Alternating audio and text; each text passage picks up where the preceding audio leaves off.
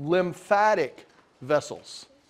And that's what's illustrated here in this image of a human body. The green illustrates the lymphatic circulation, the lymphatic vessels. And we're going to talk about the vessels. You have large ones, you have small ones. And then a lot of these little beads that you see along the way are lymphatic structures called lymph nodes. I think you may have 500 to 700 throughout your body, clustered in certain regions. And we'll talk about those as we go. So with this, we are going to talk about the lymph. And if you recall from last chapter, what is lymph? Plasma that's outside the blood vessel. That's been exchanged between the capillary and the interstitial space. And how did that lymph get out of the capillary? What mechanism was the driving force for that? Absorption or filtration? Filtration, that's what pushed the fluid out. Diapedesis is where what is leaving the capillaries? White blood cells leave and return. Diapedesis is two ways. And so is fluid flow, right? Filtration is which way? Out. And what's the one coming in? Reabsorption. So you go in and out because capillaries allow exchange. Two-way exchange. Yes, either way. I like re for some reason. So we're going to talk about lymph and its composition. We're going to talk about the lymphatic vessels and the hierarchy of those vessels from capillaries all the way to one of our two lymphatic ducts that are going to return this lymph from the body back into the venous circulation. Get it to the heart and we're going to start all over. So we're recycling that fluid. And then we're going to talk about lymphoid structures. And with lymphoid structures, we're going to classify them as primary and secondary lymphoid structures. Okay, so what is the composition of lymph? Well, it's no surprise, water. And a lot of this is going to be very similar to the plasma of your blood. You are going to have some proteins out here. Not a lot. That's not a huge number, and that's really what I want you to take away from that. 100 to 200 grams is not a lot. You get ions that are going to freely pass out. But in lymph, you're also going to have debris and pathogens. This is not what's coming from the blood. But as this fluid comes out of your circulation into your interstitial space, this is like the water out of your washing machine after it's washed your clothes. You don't want to drink washing machine water, even if you don't put detergent in because it's got junk in it. Well, if you're going to have bacteria, viruses, pathogens, debris, it's going to be outside your bloodstream, and this fluid that's coming out is like washing your car. It's flowing through your tissue. It's flowing all the debris away from your blood vessels, and now we're going to move that debris into your lymphatic vessel. So your lymph is like washing the junk out of your interstitial spaces. So as we look at your tissue, and your tissue is going to be here, the pink and the purple. The pink are the cells. The purple is like connective tissue. You're going to have these blind-ended capillaries, very thin walled, and these are your lymphatic capillaries. Now, we don't have a lot of pressure in the interstitial space, but we're pushing fluid into the space during systole, right? That highest pressure at the arterial end of the capillary. So as we push fluid into that space, we're going to build up a higher pressure outside of that lymphatic capillary. And what's going to happen is that higher pressure is going to push the fluid past our endothelial cells, because our endothelial cells are going to overlap each other. There's not a connection like we see with our continuous capillaries, but it's almost like overlapping tiles, like the shingles on your roof. And they're going to work as one-way valves. So when you have that increased pressure at the arterial end of a capillary, that fluid is going to push past the endothelium and be pushed into that dead-end capillary. And with each systolic movement, with each increase in that pressure because of filtration from that end, you're going to push more and more and more and more fluid into the capillary. And as you push more and more fluid into the capillary, you're building up pressure that's going to begin to move that fluid up the lymphatic circulation. Lymph, yep, lymph. Now, we're also going to see, and you can see in the previous slide, you're going to have these filaments that are coming from the lymphatic capillaries anchoring into the tissue, the interstitial tissue.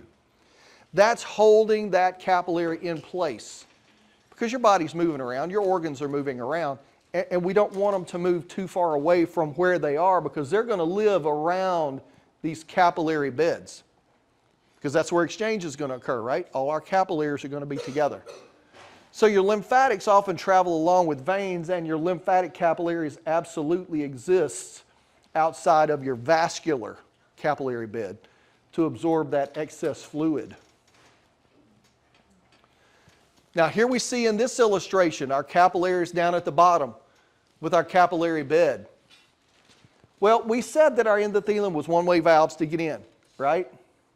But as we move up our vessels and they become larger and larger, much like our own vascular venous system, these lymphatic vessels are also going to have unidirectional valves.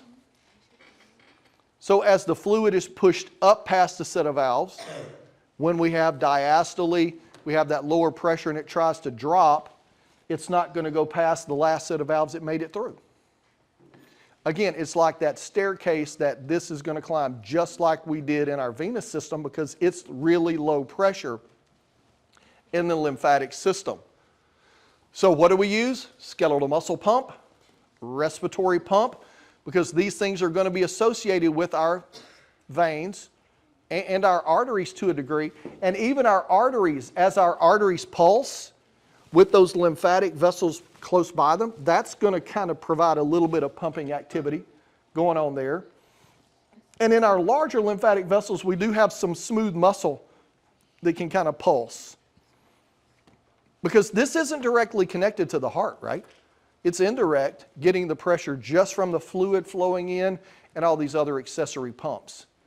But it's important to get this lymph back to the heart so that we can top off that fluid volume and get things moving in the right direction. So we've made our way up. We've gone from our lymphatic capillaries. We've gone into these larger lymphatic vessels.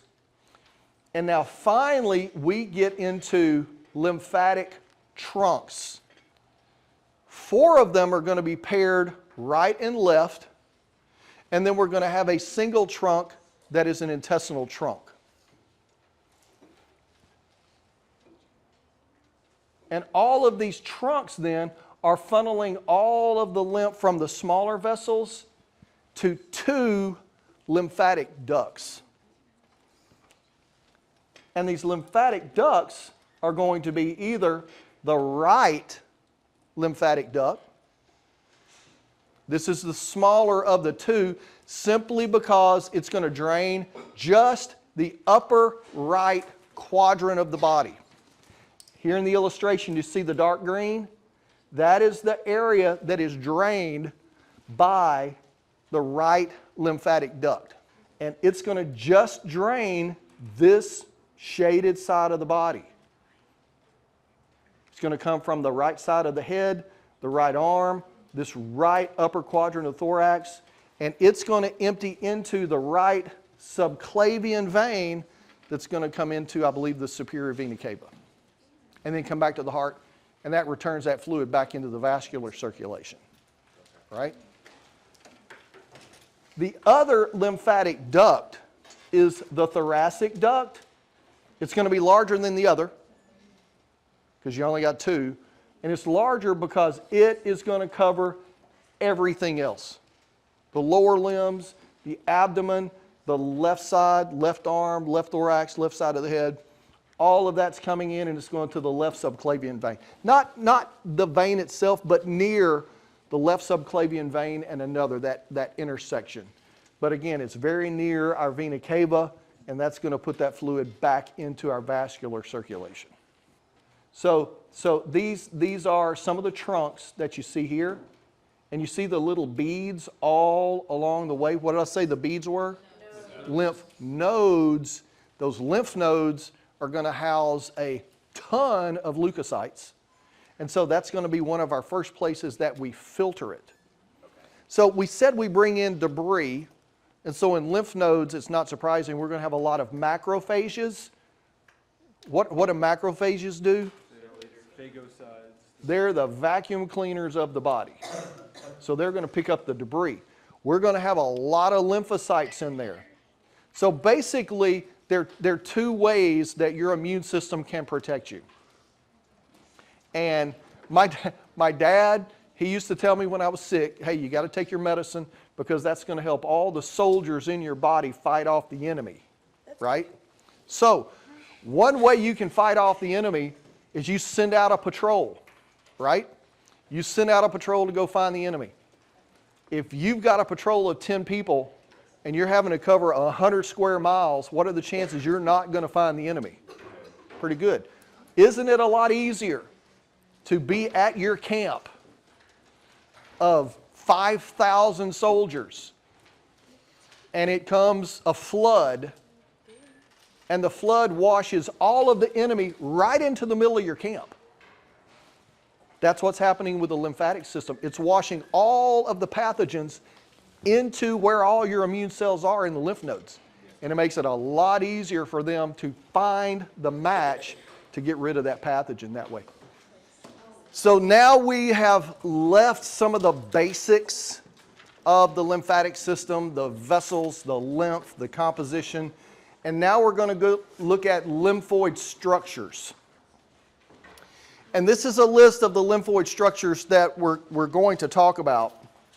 But I want to point out we have some that are listed as primary lymphoid structures, and others are listed as secondary. And so what is the difference between our two primary, which is bone marrow and the thymus, and our secondary lymphoid structures? So first, looking at the primary, this is going to be the location where our leukocytes are made. This is where they're made. And they are going to mature to a degree. Some are going to complete their maturation in these sites. Others are going to move away to complete their maturation and be able to recognize foreign material. Now let me go back. What I want to point out is when you look at your primary lymphoid tissue, you've got your precursor cells forming within that tissue. And then the cells, once they mature, leave via the blood vessels.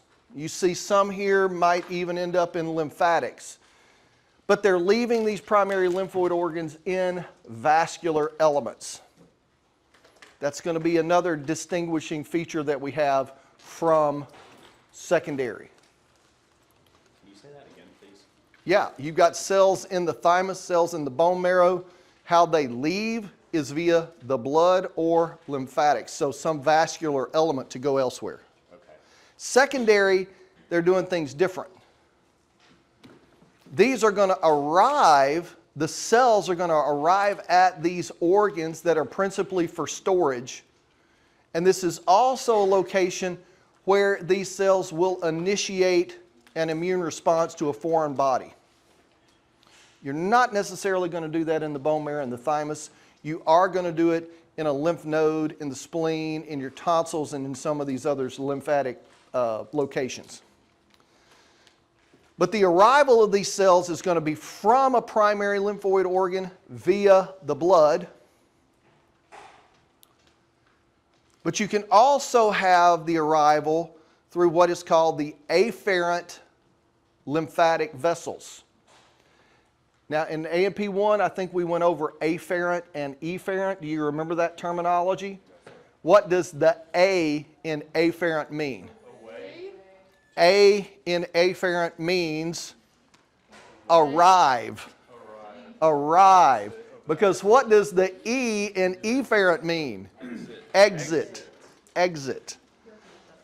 So here we use afferent lymphatic vessels to arrive at a secondary organ, and all of these are going to use efferent lymphatics for the cells to move away or in the venous bloodstream.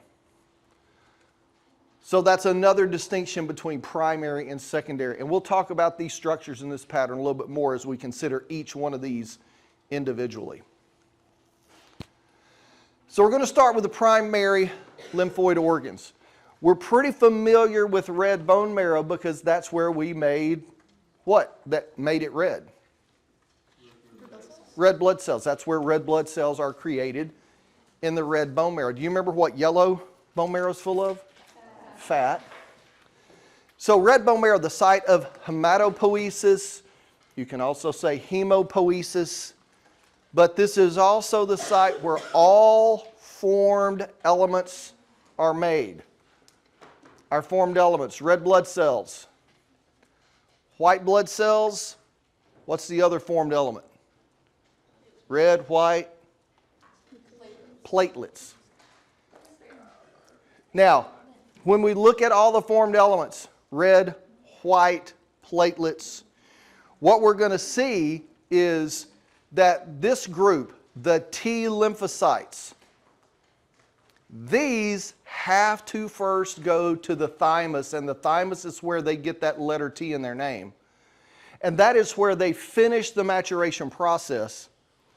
And that is where they are going to become what is called immunocompetent, meaning they can recognize a foreign material, a foreign body.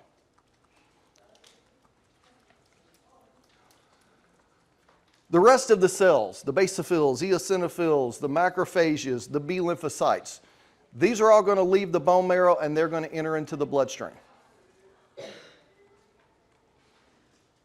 Now, where they go, that is going to be to a secondary lymphoid organ unless you're the T's, and those are going to go to the thymus.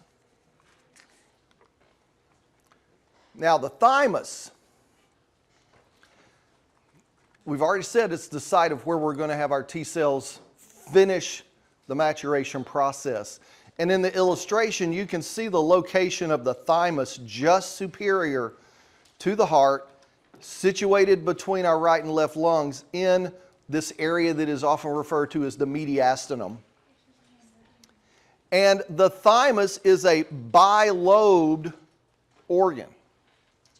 It is attached together almost, not necessarily like a butterfly, but similar to what we envision as a butterfly. Now, what's interesting is when you look at the thymus, it is going to have its maximum weight when you are a child.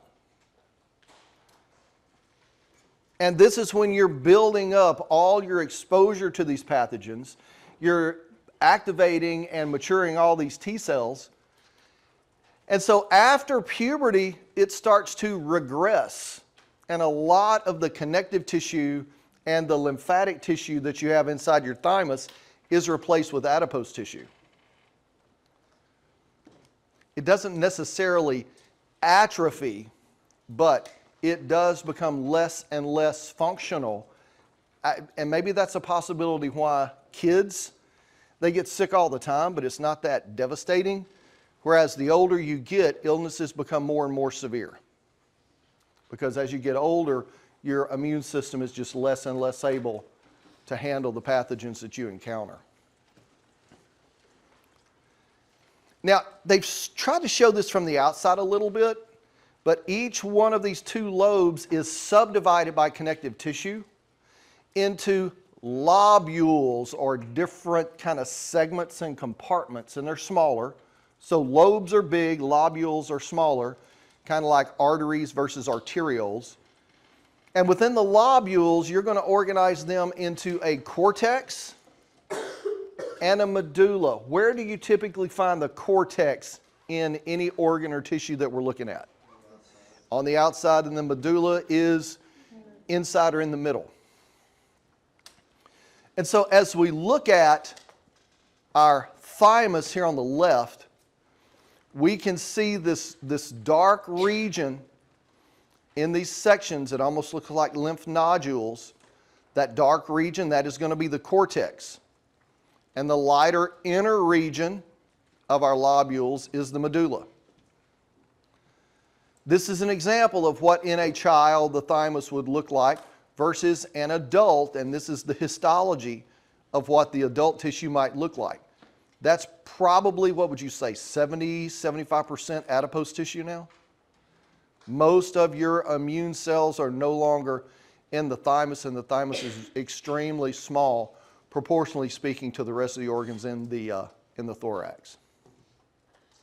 So the existing cells get replaced by adipose tissue? Or is adipose tissue all along? The existing cells get replaced. They die and fat just comes in. Oh, I got a place to store fat. We'll just store it here. Okay. Now, not only does the thymus house these T lymphocytes and give them the opportunity to mature and become immunocompetent, but the thymus is a very special organ because it immunologically separates what's inside the thymus from the rest of the body, including from your own immune system. Because what happens with our T cells, our receptors, and we're not going to go into this in great detail, but your genetics are designed in such a way that when these T cells are created and when antibodies are being made by our B cells, what's happening is the part of those receptors that recognize pathogens are randomly put together. They're random amino acids that get selected and put together. So you have in your body a B cell and or a T cell that possibly could recognize anything you might encounter because you've just randomly shuffled the deck and dealt them out. But here's the thing, when you make receptors by random chance, not only are you going to make receptors that could recognize pathogens, you potentially are going to make receptors that could recognize your own body as foreign. An autoimmune disease. And when you're randomly dealing these things out, you're going to make receptors that just don't work. So the thymus does a screening as these T cells with their receptors are becoming functional. They're going to be processed in this isolated organ to make sure that they function properly. And then the cortex of your lymphatic nodules, you are going to see a process that is called positive selection, and that's illustrated here in this upper portion. And basically, you have cells, and here's an example in yellow. Cells that assist T cells and to a limited degree B cells, but more it's the helper T cells, the killer T cells that we'll get to in the next chapter. These are called antigen-presenting cells. And so in the cortex, this positive selection, they're trying to make sure that the receptor works, because we don't know that it works. And so these antigen-presenting cells, because T cells can't recognize things on their own, these antigen-presenting cells are going to come up to the T cells. We have some immature T cells on the front row here. Okay? Naive T cells, is that better? That's another way to say it. And so I'm an antigen-presenting cell, and I'm going to say, hey, you know what this is? No, you don't know what this is, right? Okay. You don't know what this is. All right? You know what this is? But at the same time, what's happening, we're testing the receptor. And if the receptor works, then it's like shaking hands. So this antigen-presenting cell comes up and says, hey, how are you doing? Doing pretty good? Hey, you know what? If you go through that next door, there's a really good party going on. Just go on. Tell them that Kevin sent you, okay? Hey, how are you doing? Yeah, see, good grip, not sweaty. I like that. So, hey, come on, go into the party, right? Now, have you shaken hands with someone that just gives you the limp hand? Okay? See, I got the limp hand right here. The receptor's not working. So this antigen presenting cell is going to say, okay, this is a defective T cell with a bad receptor. And instead of inviting that T cell to the party, I'm going to say, you know what, there is some great punch right over here.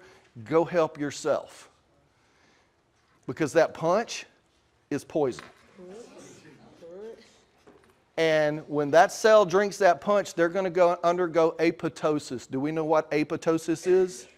Programmed cell death, cell suicide. So that cell is killed because it doesn't work.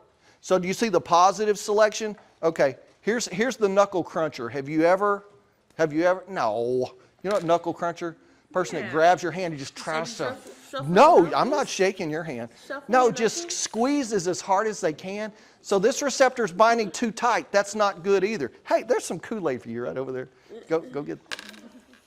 Unless the receptor works perfectly, that positive selection, okay, you're good, I'm positive, you get to go to the next level. If you don't work, we're taking you out.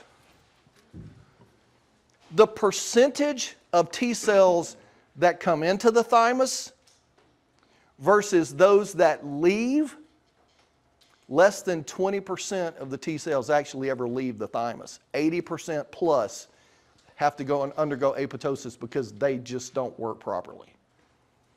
So what would cause an antigen-presenting cell to kill perfectly normal, healthy T lymphocytes? Okay. So we're going to get there. That's the next step. In your example, you're acting as the antigen-presenting cell? Yeah, I'm the antigen-presenting cell. These are the T cells. Okay. This crew over here, they're going to be the ones that pass the first step. Oh, yeah. And they go down into the medulla, and that's where we're going to have a negative selection. So see, we shook hands. I started kind of wrong saying, do you know what this is? No. Does the receptor work? Shaking hands. Now, all these T cells have good functional receptors. So you've got another antigen presenting cell here in the thymus that's now going to test them. This antigen presenting cell has antigens on it for your own body. And so antigen presenting cell says, hey, do you recognize this? You know what that is? Yes. You know what that is? There's some Kool-Aid for you right there, buddy. Help yourself. Have as much as you want. If this T cell recognizes yourself as foreign, if he gets out of the thymus, what's he going to stimulate in the body? An autoimmune disease. It's the T cells that are responsible for a transplant rejection if you don't have a close enough match to that organ when they put it in your body. All right, so he's toast. Come over here, this T cell. Hey, do you know what this is? No, you've never seen this before? Are you sure? Okay, I tell you what, there's a new car waiting for you right through that door. Help yourself, have a good trip. You get to go out to the body. Perfect. If you don't recognize self, the negative selection, see the positive part, it works. The negative, you don't know what self is. That is the reason, that's the only way you get to leave. Now, the question about T cells attacking your own body, autoimmune disorders, it's an error that happens somewhere. But when you look at the number of T cells that are made that could do it, the fact that it's still pretty rare, to me is amazing. Absolutely. So it first amazing. measures if it knows what like a foreign body is, and then it measures to see if it'll know what your cell is. This is, does your receptor work? See, does the receptor work well? The next one is, does it ignore self? Okay. And if it ignores self, boom, it heads out to the body. So how do you develop an autoimmune disease when you're an adult? Because this is happening. You've got some T cells that somehow missed the screening. You got some T cells out in the body that maybe got a DNA mutation and they just jacked themselves up, and yeah, it's a pathological condition. Now, I call this row immature T cells, but here's another, naive T cells. These naive T cells have not encountered pathogen yet. They don't know that experience. and so they're considered naive. And those are the T cells that then move away from the thymus and go to secondary lymphoid organs. Why does the eye have 2 dots? Did you hear the answer? Say it again. Because it's naive. That's just how they spell naive. I don't know.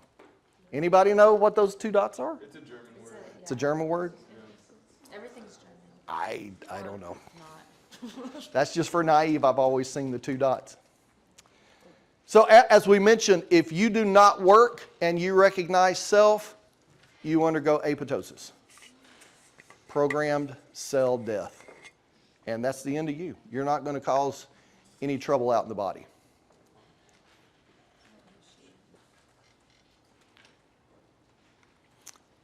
All right, another lymphoid organ, lymph nodes.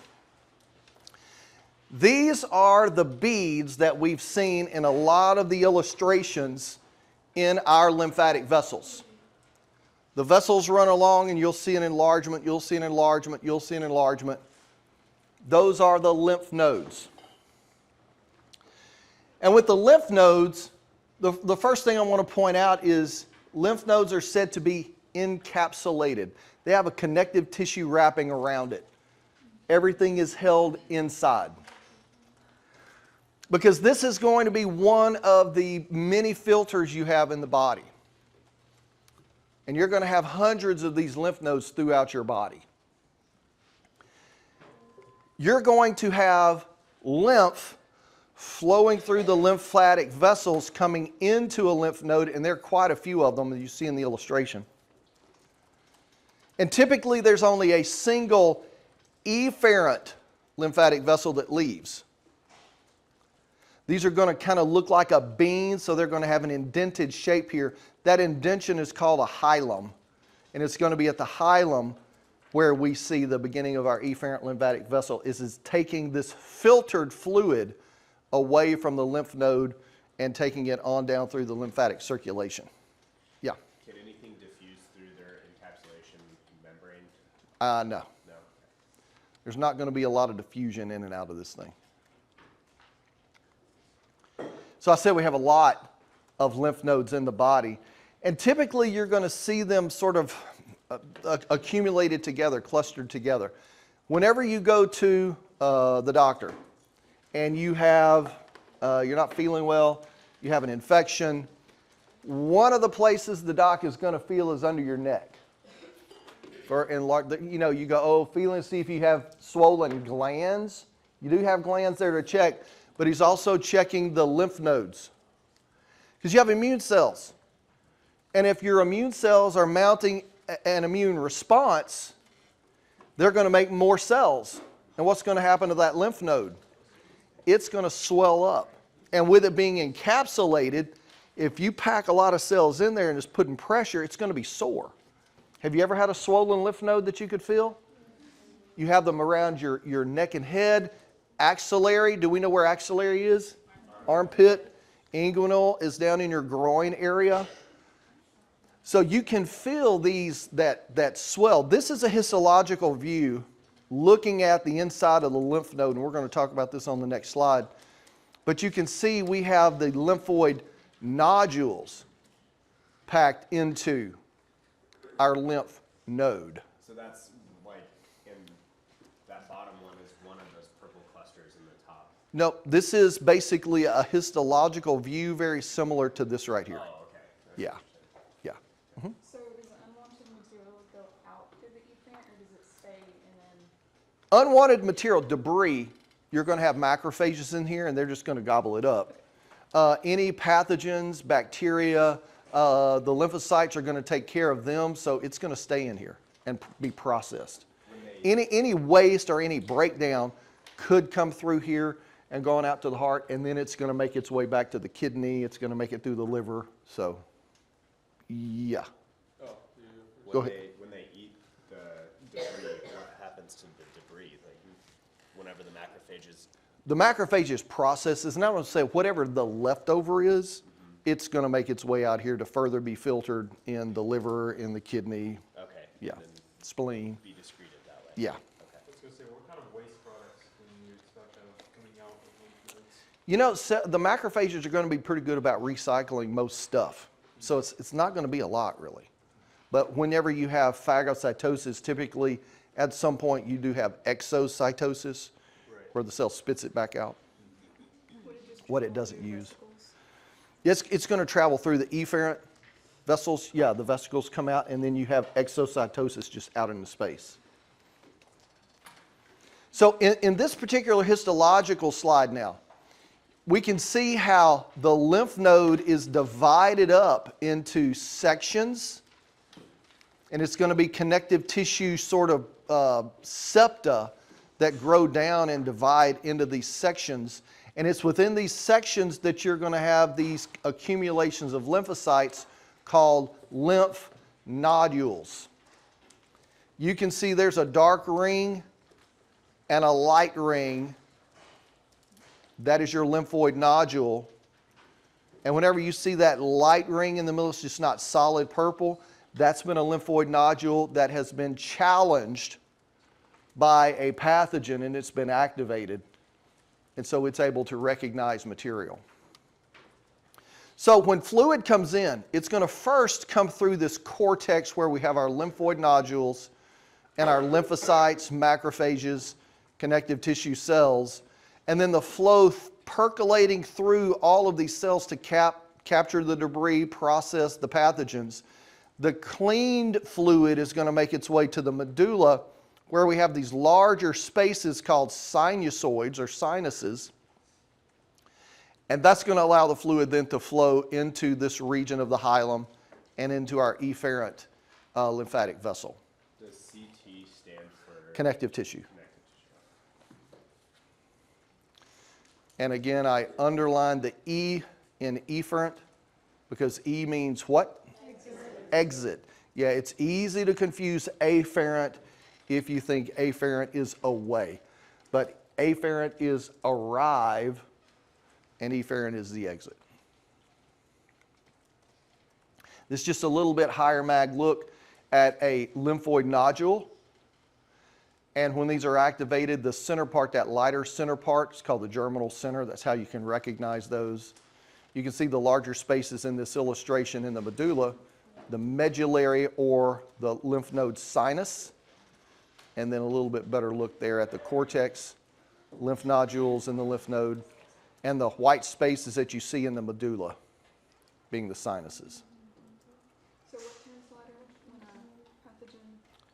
Yeah, the germinal center, that center part of the lymphoid nodule, that's just sort of a visualization when those cells and those lymphocytes have been challenged and activated. All right, so we come through bone marrow, we've come through thymus. Another secondary lymphoid organ like the lymph node is the spleen. And we've already talked about the spleen.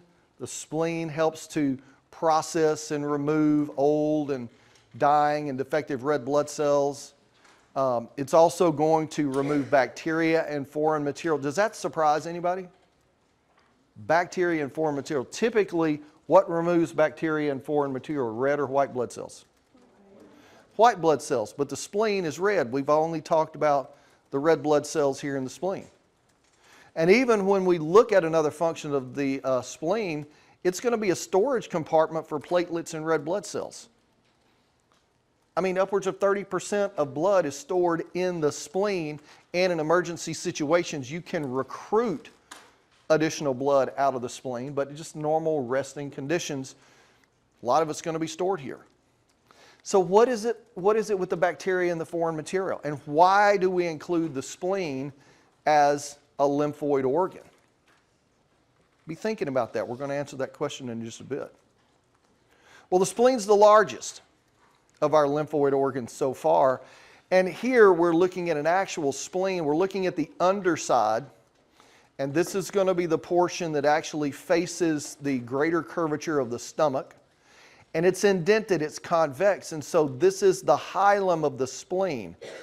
The other side that's facing away, that is going to be curved, and it's going to be the convex portion of the spleen. It's in the hilum where we're going to see our vessels entering and leaving. Splenic artery, splenic vein. Fetal period through the 5th month, you produce the red blood cells in the spleen. Then that moves to the bone marrow. So, So up until the 5th month, like erythrocyte production is there. erythrocytes, red blood cells are produced in the spleen because the bones haven't really formed yet. And they're not really functioning well yet, so the spleen's helping to do that.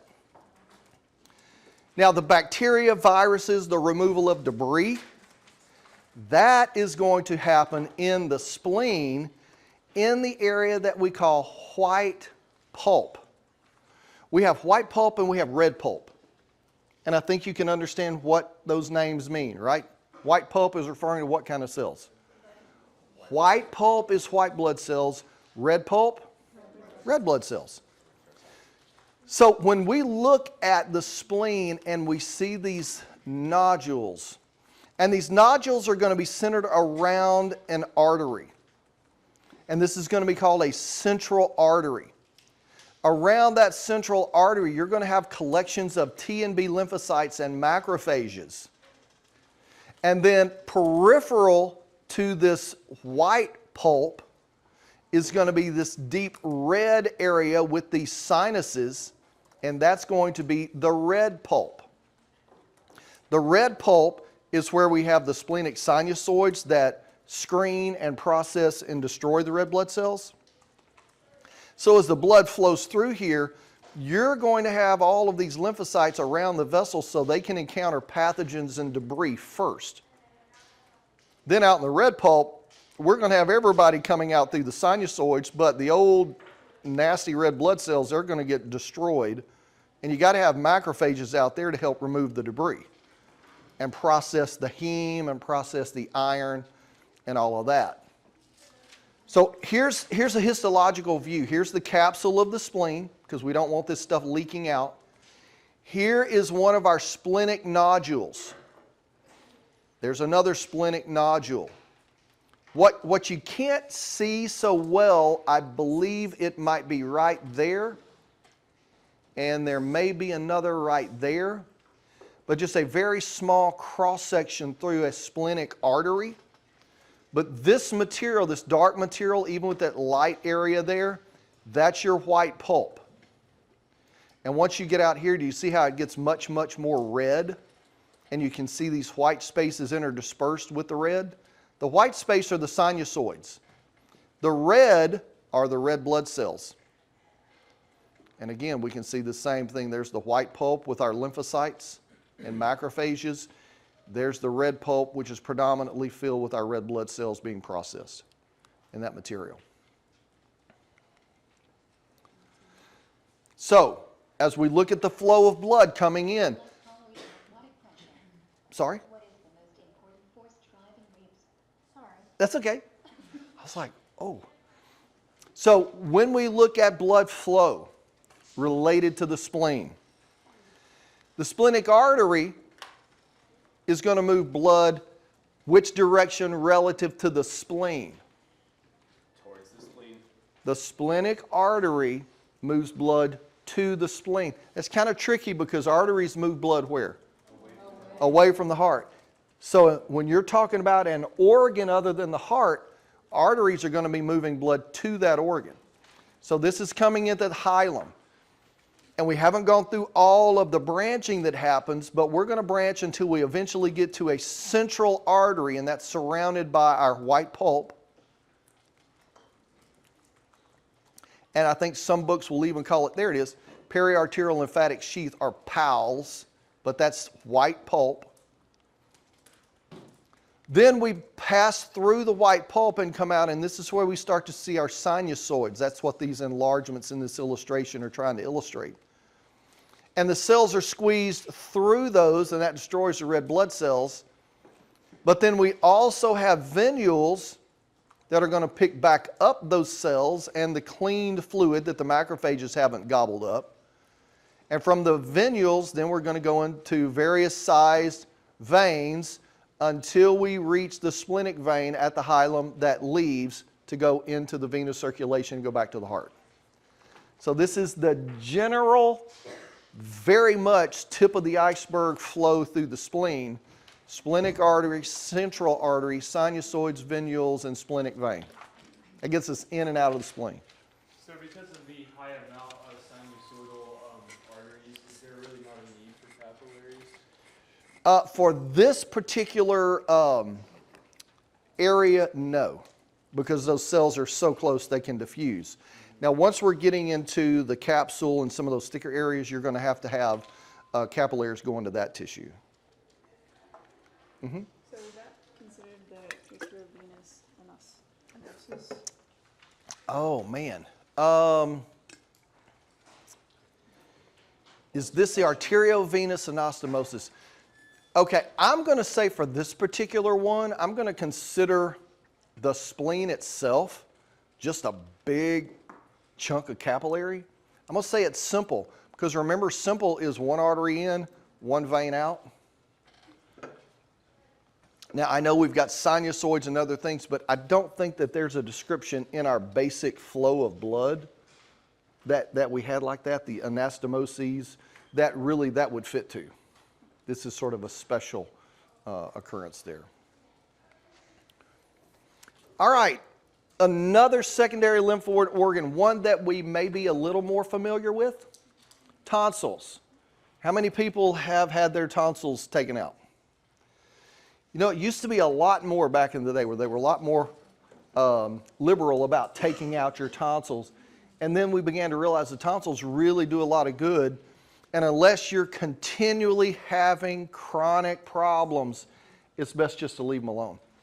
I was in college here at SFA when I had my tonsils taken out over Christmas break. It was not fun. I don't recommend it when you're older.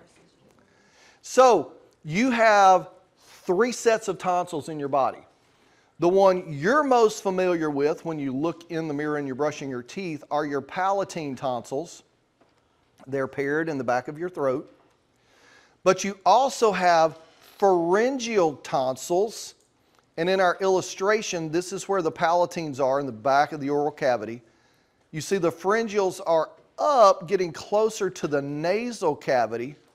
And so that's why they're often called the nasal tonsils, or you may have heard of them also as the adenoids. Yeah, I got those removed. Usually when they take out these palatine tonsils, they will go in and cauterize the adenoids as well. But then on the lateral side of your tongue, you also have tonsils that are called lingual tonsils. Lingual usually refers to your tongue. Now, these are lymphoid organs filled with lymphocytes. So what are they used for? Protection. They're going to be some of those defenses that are there where you're going to be encountering pathogens, ingested material you breathe in, dust, dirt. You watch your kids that play here in East Texas, they're eating everything they can get in their mouth. And when you have little ones, you know there's a period of time that if they get their hands on it, it's going to go in their mouth. That's how they explore the world. And you also know, if you've been around, let's say 2-year-olds, 3-year-olds, the hardest thing to do is get something away from a 2 or a 3-year-old. Because they can move in ways that I don't even think the dude on the Matrix can move. They're ninjas, is that what you said? Hugh. What are tonsil stones then? Is it whenever they can't clear for some reason? Tonsil stones, I think, are like calcifications, and I'm not sure what nucleates that. I think that has something to do with your diet. Okay. Now, your tonsils can build up major infections, and we're going to see a picture of that. So because of their proximity, can the tonsils create maybe secondary problems with like epiglottitis? I don't know about the sharing of the infection between. It just depends on how bad and widespread the infection is.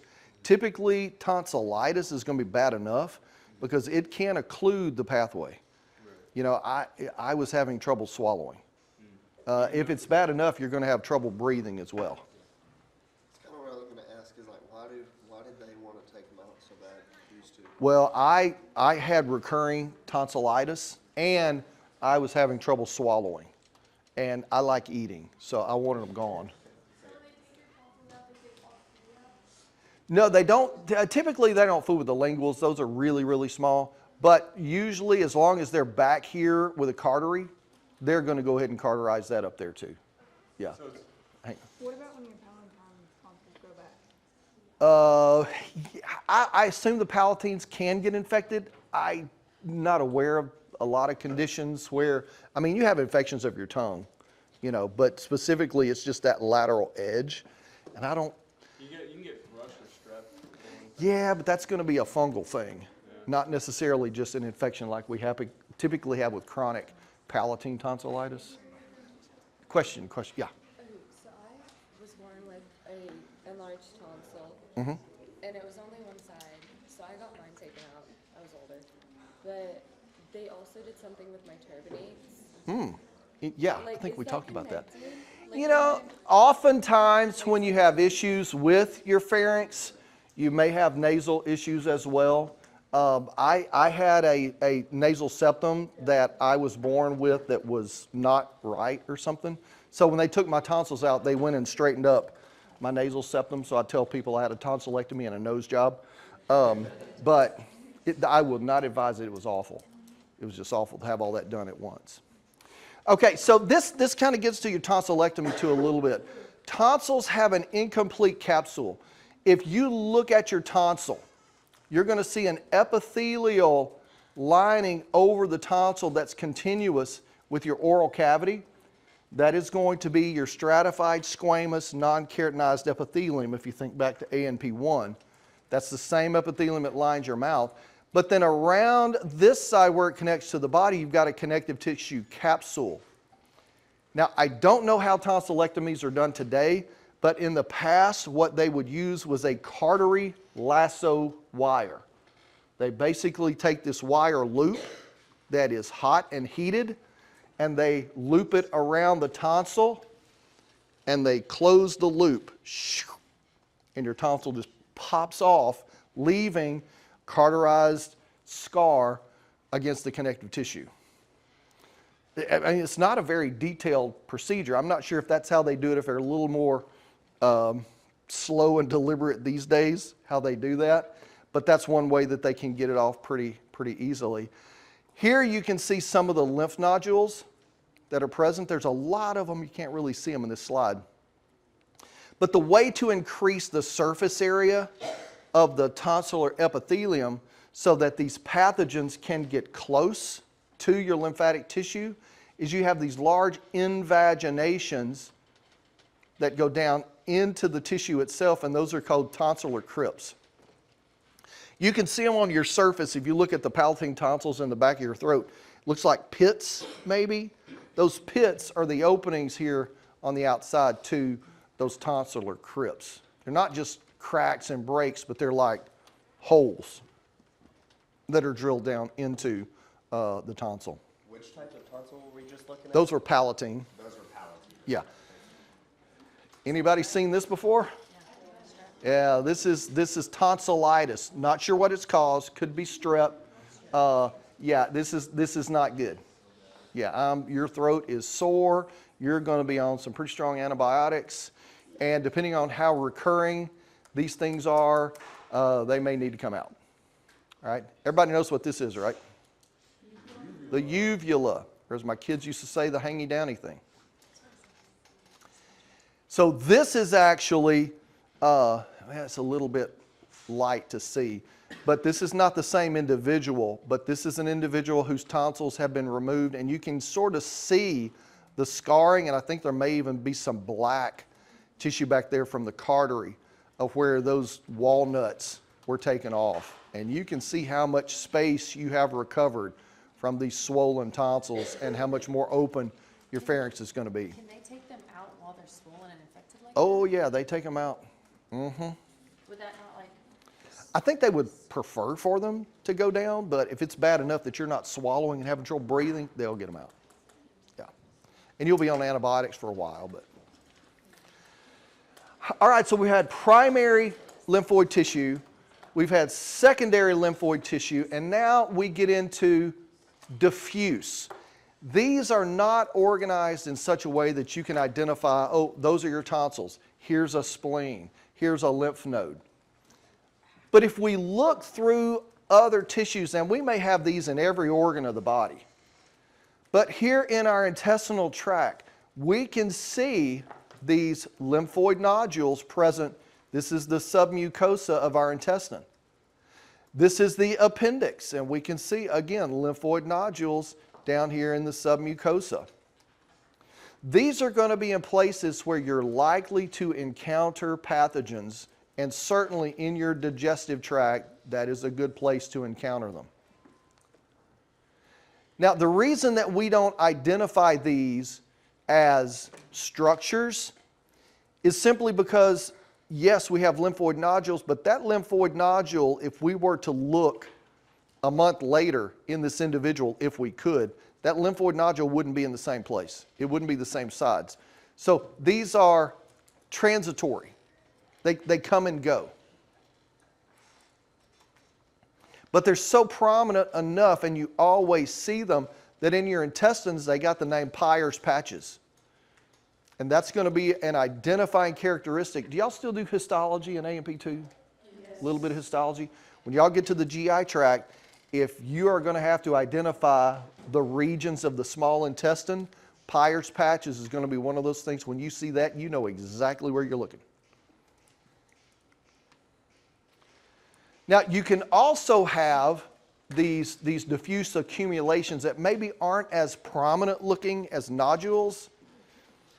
And these are called mucus or mucosa associated lymphoid tissue or MALT. And this is another example in our lymphoid tissue. See, it doesn't look like a nodule, but you see all of those cells all put together. And so these occur in the small intestine. They're going to occur in your respiratory tract, where I've seen them described as BALT, bronchiolar associated lymphoid tissue, or in your alimentary canal, including in stomach, GALT, gut associated lymphoid tissue. But whether you call it MALT, BALT, GALT, it's still your lymphocytes that have clustered together in some of these organs. Again, leukocytes, they're looking for pathogens. This is a great place to find them. And these are transient. They come and go depending on if they've been challenged or not. Yeah? Are these type of diffuse lymphoid tissues more or less susceptible to like things such as like leukemia or lymphoma? I don't think so, because we all have them, but we all don't have leukemia. I'm saying, like, are they, like, compared to other lymphatic tissue, like, are they more or less susceptible? I don't think so.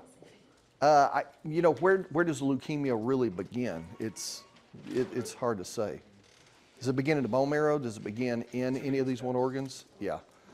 So this is just a summary, looking at your lymphatic system, looking at your organs, looking at your vessels, and that is going to wrap that up.